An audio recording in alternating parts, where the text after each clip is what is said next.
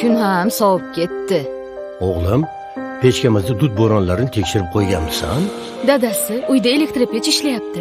Xonani shamollatib turish esimizdan chiqmasin. Oyi, maktabda o'qituvchimiz uyni isitishda ochiq olovdan foydalanmanglar dedilar.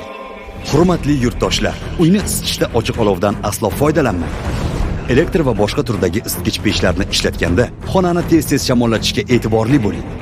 Yoqilg'i mahsulotlarini yonishi uchun kislorod zarur. U yongan sari xonada kislorod kamayib boradi va is gazi hosil bo'lishiga sabab bo'ladi. Eslatib o'tamiz, is gazi hidsiz, rangsiz va ta'msiz bo'ladi. U hayot uchun xavfli gazdir. Isitish mavsumini betalofat o'tkazish uchun uyingizga, istilayotgan xonangizga alohida e'tiborli bo'ling. Dadajon, uyimizdagi gaz plitadan foydalanish hayotimiz uchun xavfli emasmi? Ogoh bo'ling.